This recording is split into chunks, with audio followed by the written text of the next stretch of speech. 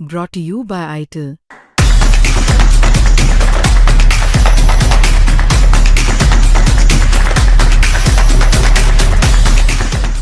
तो आदाब, नमस्कार, गुड इवनिंग, सत श्री अकाल। एक बार फिर आप तमाम लोगों का स्वागत है क्राइम तक की कहानी के इस एपिसोड में। उम्मीद है पूरी फैमिली अच्छी होगी, अपना और अपनों का ख्याल रख रही होगी। क्या आज की रात कुछ बड़ा होने वाला है? क्या आज की रात अब तक की जो 32 दिन की जंग हो चुकी है, उन 32 दिनों से भी कुछ बड़ा होने वाला है? इसकी वजह यह है कि दो तरफ से दो बड़ी धमकी आई है। पहली ईरान की तरफ से कि आज यानी कि 1 अप्रैल ईरानी टाइम के हिसाब से जब रात के वहाँ 8 बजेंगे, यानी इंडिया में उस वक्त रात के 10 बजेंगे, उसके बाद ईरान ने अमेरिका की 18 कंपनियों को निशाना बनाने का ऐलान किया है, जिसमें गूगल से लेकर, टेस्ला से लेकर, मेटा से लेकर तमाम 18 बड़ी कंपनियां हैं, जिसके कुछ यूनिट्स तो ईरान में ही है। अभी ईरान ने यूनिवर्सिटी, जितनी भी अमेरिकी यूनिवर्सिटी खाड़ी के देशों में, उनको निशाना बनाने का ऐलान कर रखा है। उस दहशत की वजह से वो तमाम यूनिवर्सिटी बंद कर दी गई है, ऑनलाइन क्लासेस चल रहे हैं, और अब 18 कंपनियों को निशाना बनाना। ईरान के इस ऐलान के बाद अचानक अमेरिका से एक धमकी आई। धमकी क्या? एक बड़ा ऐलान करने का ऐलान किया गया। अमेरिका की तरफ से कहा गया है कि कल सुबह, यानी कि थर्सडे की मॉर्निंग, यानी कि 2 अप्रैल की सुबह 6:30 बजे, जब भारत में 6:30 बजे का टाइम होगा, तब अमेरिका एक बड़ा ऐलान करेगा और ट्रंप खुद ये ऐलान करेंगे। अब इसमें क्या होगा? क्या ईरान पर कुछ नए हमले की बात होगी या क्या, मालूम नहीं। लेकिन ये ऐलान एक धमकी के रूप में दुनिया की मीडिया देख रही है। तो दोनों तरफ से आज की रात, क्योंकि रात बीतेगी, सुबह 6:30 बजेगा, 2 बड़ी धमकी। और इस जंग के दौरान अब तक के 32 दिनों में ये पहली बार हो रहा है। लेकिन ये पूरी कहानी आपको सुनाऊं उससे पहले ईरान की तरफ से, बाकायदा ईरानी रिवोल्यूशनरी गार्ड की तरफ से जारी एक छोटी सी फिल्म या वीडियो है, जो इस वक्त पूरी दुनिया में वायरल है। उसको आपको दिखाना चाहता हूँ।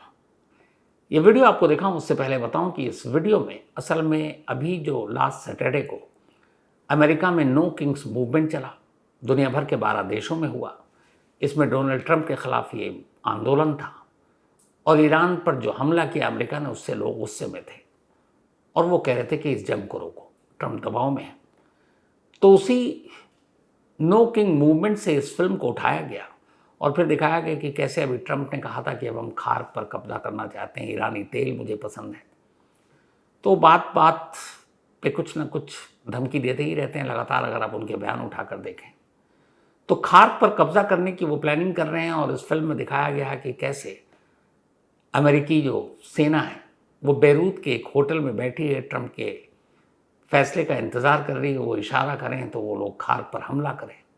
तो ये भी इस फिल्म में है, और इस फिल्म के ज़रिए ईरान ये कह रहा है कि अमेरिका जो भी करने जा रहा है या करेगा, उसकी उन्हें पहले से जानकारी, और वो तैयार कर रहे हैं, पूरी उनकी तैयारी है।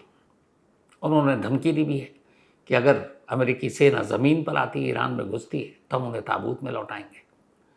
तो इस पूरी फिल्म में और फिर लास्ट में ये दिखाया गया कि एक ताबूत तैयार किया गया, और ये ताबूत असल में एक गिफ्ट था डोनाल्ड ट्रंप के लिए। और आखिर में जब डोनाल्ड ट्रंप जिस टेबल पर बैठकर फ़ोन पे बात कर रहे हैं, उस टेबल पर और नीचे बहुत सारी गुड़ियाँ और छोटी छोटी बच्चियों को दिखाया गया, और ये इशारा करता है उस एप्स्टीन फाइल्स की तरफ, जिस एप्स्टीन फाइल को बहुत सारे लोग कहते हैं दबाने के लिए अमेरिका ने ईरान के साथ जंग शुरू की, क्योंकि ट्रंप की बहुत सारी तस्वीरें छोटी छोटी बच्चियों के साथ आई, जिसको लेकर भी आंदोलन चल रहा है। तो वो सारी चीज़ें हैं। पहले आप ये फिल्म देखें।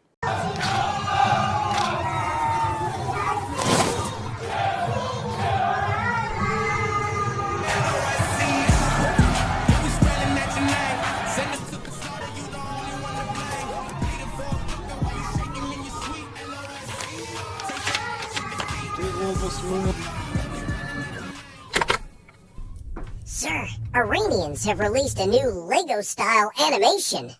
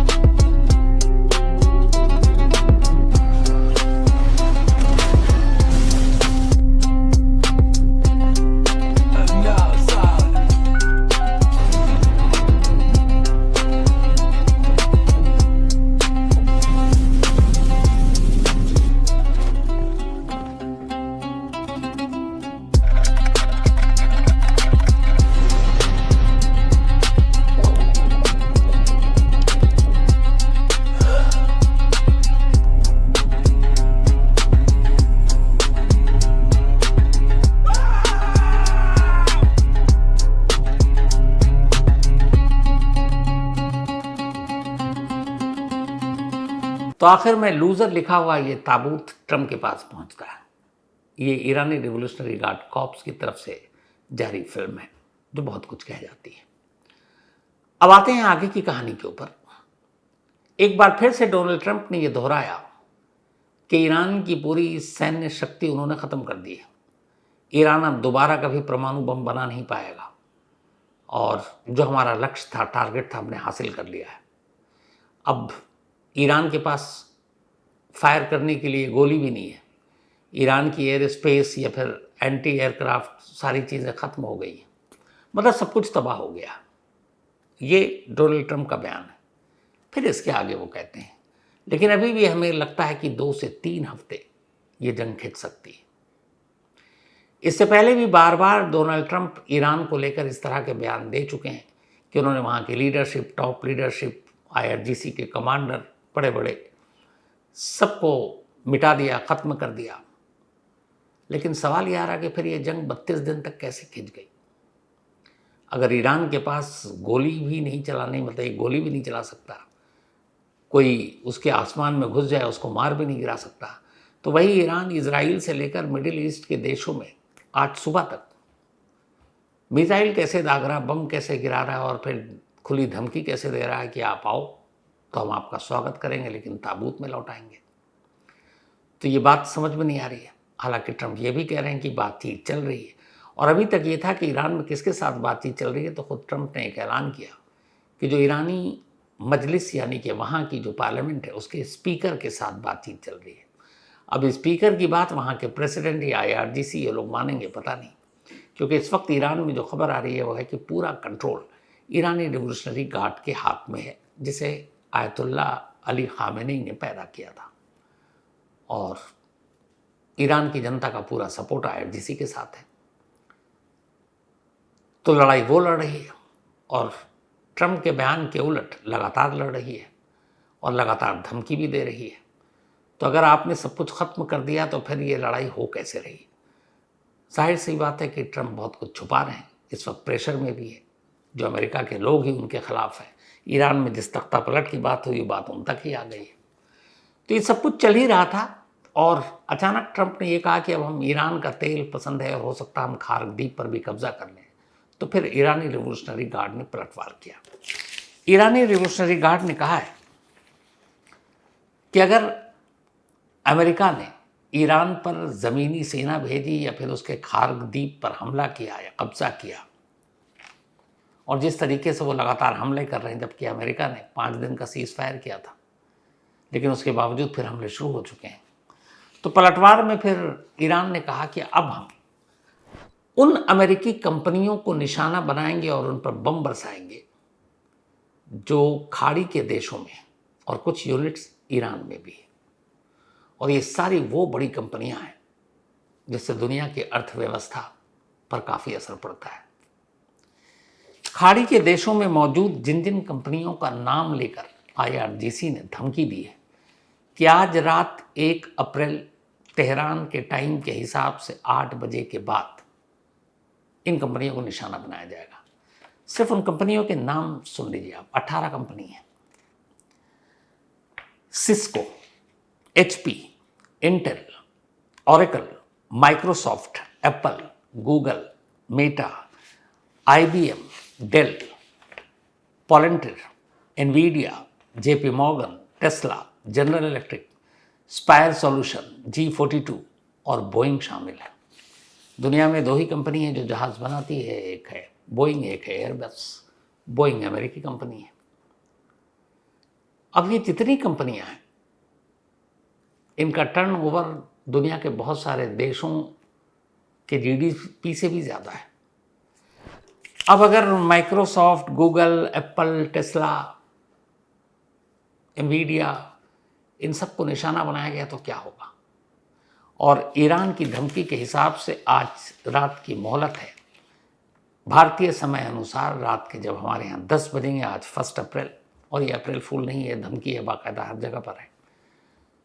तो ठीक 10 बजेगा और तेहरान में 8 बजेगा। उसके बाद इन कंपनियों को निशाना बनाने की बात की और साथ ही आगे धमकी ये दी गई है कि मिडिल ईस्ट में जहाँ जहाँ पर ये कंपनी या उनके दफ्तर हैं उसके इर्द गिर्द 1 किलोमीटर के दायरे में जो लोग रह रहे हैं, रेजिडेंशियल एरिया हो या दूसरों के ऑफिसेज हो, वो खाली कर दें 1 किलोमीटर के रेडियस में, क्योंकि जब बम और मिसाइल गिरेंगे तो आसपास भी छिटक कर गिर सकते हैं। तो सिर्फ इन कंपनियों को नहीं, बल्कि इन कंपनी के इर्द गिर्द रहने वाले 1 किलोमीटर के दायरे में लोगों को भी जगह खाली करने को कहा गया है।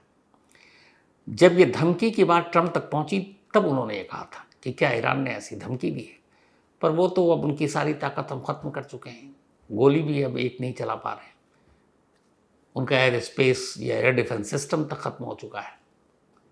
और इसी के बाद फिर बात आई कि सुबह 6:30 बजे भारतीय समय अनुसार 2 अप्रैल को ट्रंप एक बहुत बड़ा ऐलान करेंगे। अब ये ऐलान ईरान में ज़मीनी सेना को भेजने की होगी, खार्ग द्वीप पर कब्जे की होगी, ईरान के तेल को कब्जे में लेने की होगी, पता नहीं, लेकिन कुछ बड़ा होगा। और अगर गलती से आज रात को इन कंपनियों पर हमला हो गया तो फिर ये मानिए कि जो 32 दिन की जंग है, 33वें दिन से ही एक नई शक्ल अख्तियार कर लेगी। फिर इसकी तस्वीर भयानक होगी। वैसे ही इसी ईरान ने अभी 2 दिन पहले, उसकी मोहलत ख़त्म हो गई है, कि उसने धमकी दी है कि मिडिल ईस्ट में और इजराइल में जितने भी अमेरिकी यूनिवर्सिटी हैं उन पर हमला होगा। और उस यूनिवर्सिटी को भी लेकर ईरान ने यही कहा कि 1 किलोमीटर के दायरे में उस यूनिवर्सिटी के जितने भी लोग रहते हैं वो सब खाली कर दें। अब जो रिपोर्ट आ रही है वो ये है कि एक साथ ईरान इन अमेरिकी कंपनी और इन अमेरिकी यूनिवर्सिटी को अपना निशाना बनाएगा, और जब वो निशाना बनाएगा तो फिर पलटवार भी होगा। पलटवार होगा तो ईरान पर होगा, जंग फिर और भयानक होगी। हालांकि दूसरी तरफ बातचीत भी चल रही है, लेकिन बातचीत के साथ धमकी ये तो हो नहीं सकता। हालांकि कहते हैं कि ईरान के प्रेसिडेंट ने, जो एटॉमिक एनर्जी रिसर्च एसोसिएशन है, उनके प्रेसिडेंट से बात की और उन्होंने कहा कि हम अपने जो यूरेनियम है या न्यूक्लियर वेपन बनाने की बात है, वो सारी चीज़ें हम उनके सामने साफ कर सकते हैं, अमेरिका के नहीं, और हम कुछ ऐसा नहीं कर रहे हैं। बातचीत को भी हम तैयार हैं, लेकिन अगर अमेरिका हमले करता है तो फिर हम पलटवार के लिए भी तैयार हैं। तो अब दोनों तरफ से धमकी हो रही है। बातचीत जो अभी पाकिस्तान में होनी सी, उसका कुछ अता पता है नहीं, क्योंकि वो ये मार्च भी बहुत लंबा महीना था जो गुजर गया, आखिरकार गुजर ही गया। लेकिन अब इस धमकी के बाद लोगों का डर यही है कि मालूम नहीं इस जंग में क्या होगा। इस बीच में एक और ख़तरनाक रिपोर्ट आई है। यूनाइटेड नेशन डेवलपमेंट प्रोग्राम यानी कि UNDP ने एक रिपोर्ट जारी की है, और उसने कहा कि जब से ये ईरान पर अमेरिकी और इजराइल हमले के बाद जंग शुरू हुई है, इस पूरे रीजन में यानी मिडिल ईस्ट में या खाड़ी के देशों में ज़बरदस्त नुकसान पहुंचा है, और इस पूरे इलाके में एक बड़ा संकट है जो अभी छोटा है, आने वाले दिनों में बहुत बड़ा हो सकता है। उन्होंने कहा कि इस पूरे मिडिल ईस्ट के रीजन में जो GDP है वो 3.7 से 6% तक घट सकती है। सिर्फ इस एक महीने के अभी जंग के बाद ये हाल, 3.7 से 6% तक GDP घटने का मतलब होता है हाहाकार। करीब 18 लाख करोड़ रुपए का नुकसान हो सकता है, 18 लाख करोड़ सिर्फ इस जंग की वजह से। हॉर्मुज़ स्ट्रेट से जहाज़ों की जो आवाजाही है 70% से ज़्यादा घट गई है। अब अगर 70% घट गई तेल और गैस ले जाने वाले जहाज़, तो दुनिया के बाकी देशों पर क्या असर होगा इसका अंदाज़ा आप लगा सकते हैं। तेल की कीमत करीब $120 प्रति बैरल हो गई है। एक बैरल में 159 लीटर तेल आता है, 159।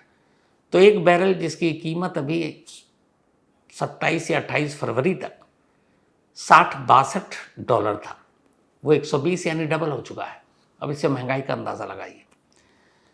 करीब 35 से 38 लाख नौकरियां खतरे में पड़ गई सिर्फ इस जंग की वजह से। मिडिल ईस्ट में बहुत सारे ऐसे लोग, अपने इंडियन बहुत सारे जो लौट आए, जो ईरान में थे वो निकल गए, जो कुवैत में थे, UAE में थे, बहरीन में थे, कतर में थे, वो सब बाहर निकल रहे हैं।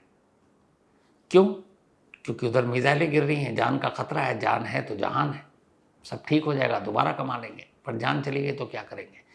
तो ये सिर्फ अंदाज़ा है। अब आज की रात क्या होगा पता नहीं, लेकिन इस बीच में ट्रंप साहब ने एक और धमकी दे दी है। नहीं, उनको लगता है जंग खेलने का शौक है। उन्होंने कहा है कि अब ईरान के बाद जो उन्होंने आज बयान दिया उसमें ये है कि हम ईरान से अब शायद निकल जाएंगे, लेकिन 2 से 3 हफ्ता अब भी कहा है। शुरुआत में उन्होंने कहा था 3 से 4 हफ्ते लगेगा, सब कुछ ठीक हो जाएगा, ईरान कंट्रोल में होगा। लेकिन अब 33 दिन तो हो गए, मतलब 4 हफ्ता तो गुजर गया। अब वो 2 से 3 हफ्ता और अभी अब टाइम बढ़ा दिया उन्होंने। फिर भी उन्होंने कहा हम ईरान से निकल जाएंगे, और जब ईरान से निकल जाएंगे ये तेल गैस सब कुछ ठीक हो जाएगा। लेकिन ईरान से निकलने के बाद वो शांति से नहीं बैठेंगे। उन्होंने अभी से ऐलान कर दिया अगला टारगेट। उन्होंने कहा अब हम क्यूबा की तरफ जाएंगे, और हो सकता है हम क्यूबा को अपने कब्जे में ले लें, बातचीत से, प्यार से, ज़बरदस्ती, धमकी। अब क्यूबा 1.25 करोड़ की आबादी वाला एक छोटा सा द्वीप है, एक आइलैंड है। और ये वो क्यूबा है जिसके एक वक्त जो हुक्मरान फिडेल कास्ट्रो, अमेरिका पूरी ताकत लगा चुका, हरा नहीं पाया। अमेरिका और क्यूबा की दुश्मनी क्यों है, क्या है, कैसे है, और अमेरिका कभी क्यूबा को हरा क्यों नहीं पाया, और अब क्यूबा पर उसकी नज़र क्यों है, वेनेजुएला के बाद क्यूबा अगला शिकार क्यों है, ये पूरी कहानी आपको कल डिटेल में बताऊंगा। लेकिन फिलहाल ये नया उन्होंने जो ऐलान कर दिया, अब क्यूबा, समझ में नहीं आ रहा है जंग कहाँ जाएगी, कब जाएगी, और ट्रंप जब तक रहेंगे पता नहीं और कितने देशों पर उनकी नज़रें हैं, क्या हो। लेकिन फ़िलहाल दुनिया की नज़र आज रात पर है, क्योंकि 8 बजे के बाद ईरान की धमकी और उस पर अमल, और सुबह 6:30 बजे अमेरिका की धमकी या ऐलान क्या होगा, इसी का सब इंतज़ार कर रहे हैं। तो फिलहाल आज की कहानी में इतना ही। अब आपसे मुलाकात होगी कल रात 9 बजे किसी नई कहानी के साथ। तब तक अपना और अपनों का ख्याल रखिएगा। Thank you very much.